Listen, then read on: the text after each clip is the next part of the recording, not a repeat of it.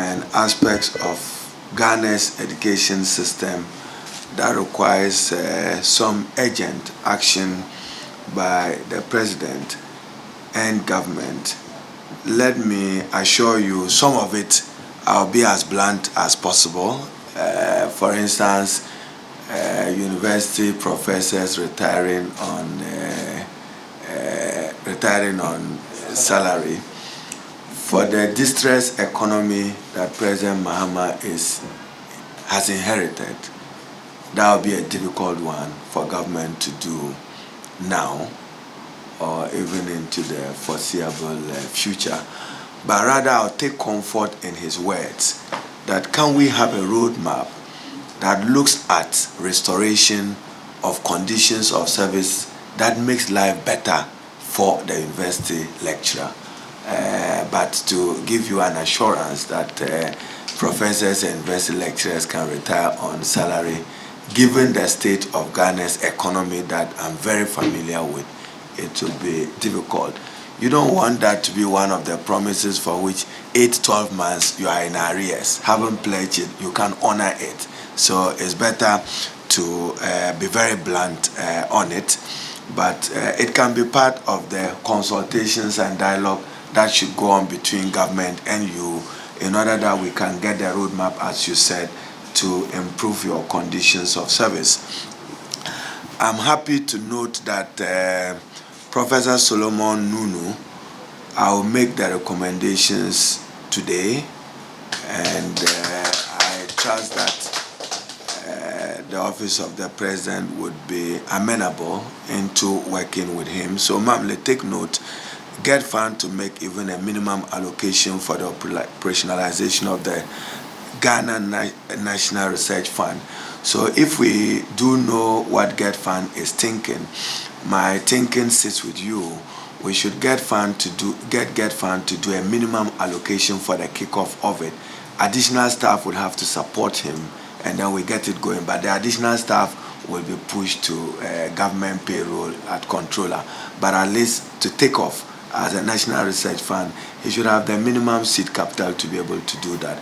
I should be able to make a strong recommendation to the Ghana Education Trust Fund to look into that. The government remains very and deeply committed to operationalizing the research fund for it to serve the purposes defined in its core functions.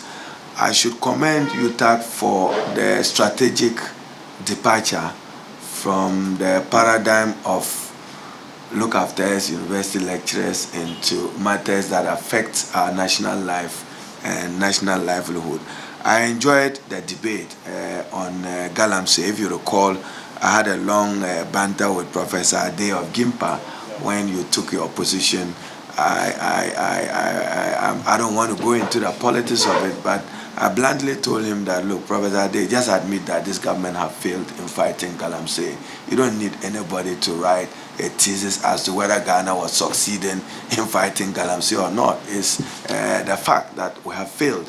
And that is affecting livelihood, that's affecting the environment, and we need to act decisively and urgently on matters of continuous degradation of our water resources. So I'm convinced about that, and I like UTAC's position on this particular matter, and I'm even encouraging you not to ever abandon it because there is a change in government. I mean, those values and aspirations you aspire to get things right still stand firm and strong by it for the good of our country.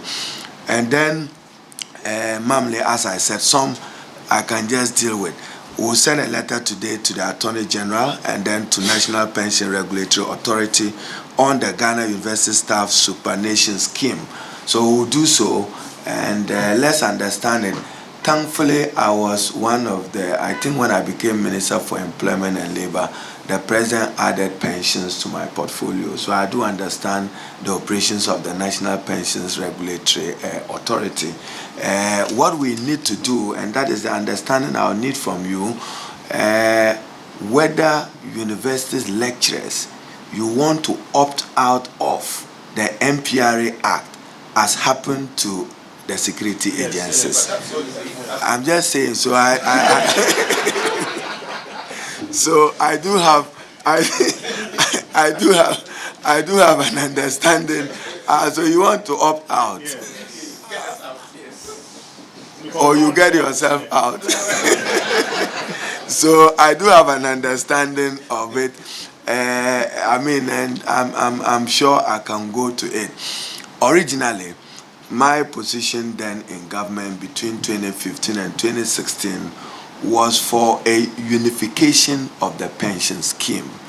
But the Akufo-Addo government departed from that principle of unification, and I've had to seed out a number of the security agencies. So, understandably, let me go back to my notes and then read extensively on it. But originally, I had submitted a paper to Cabinet then, and my recommendation to Cabinet was to have a unified pension scheme. I mean, if you recall, and I hope that I can share this, even at some point when Senate was not ready after the 10 years period, I got the Trade Union Congress. I should commend him, Kofi Asamoah at the time, to come and engage with me, and I asked for an additional 5 years briefing space for the government. So that's why we shifted it to 20 years and not your first 10 years had lapsed. We added some 5 years in order that we got Senate very prepared. So we will do a letter before I walk to cabinet. Let me get the thinking of the MPRA on this matter.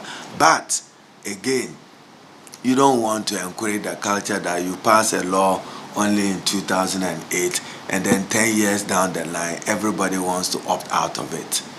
The intentions of a unified pension scheme was a desirable one, and then to set up the 3-tier pension scheme, tier 1, tier 2, tier 3. So you are by this communicating to me that you are not happy with the tier 1 and you want to see. But if your request was just to give legal framework to the Ghana University Staff Superannuation Scheme, it make my work much more easier. But if you are asking for more than that, we would need to engage more. I'll hear you on that. I'm just responding to some of the issues President raised. And then infrastructure in schools, we'll take a careful look at it and see what we can do more to improve it. Reconstitution of university councils. Trust that it will be done as expeditiously as possible.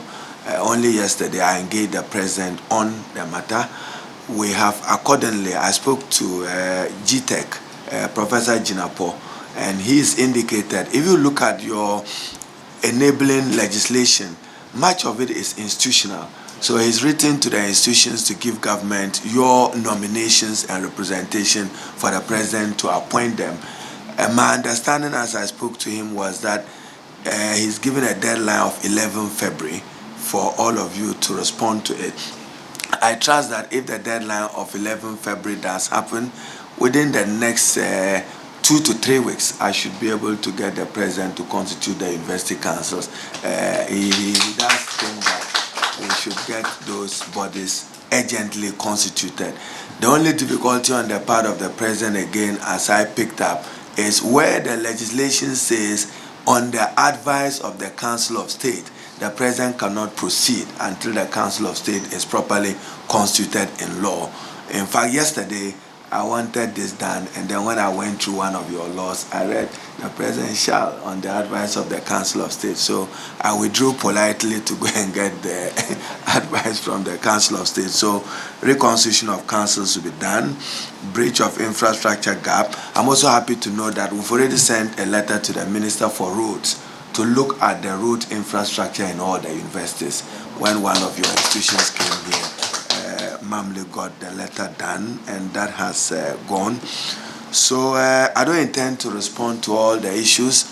I'll yield, Eric, brother, I'll yield the floor to you to respond to the goose issue, and then I can further respond to some of the issues that were raised. So the Get Fund Act does permit us to operationalize the Ghana Research Fund. What we need is, if we are able to succeed, that's part of my meeting with Ministry of Finance, then we do an allocation for National Research Fund. Then you can have a takeoff. I do not see the president having any objection to Solomon Nunu wanting to serve the Republic in that capacity. Once it's your recommendation, we should be happy to work with it as government. So, Professor Eric, I'll yield the floor to you.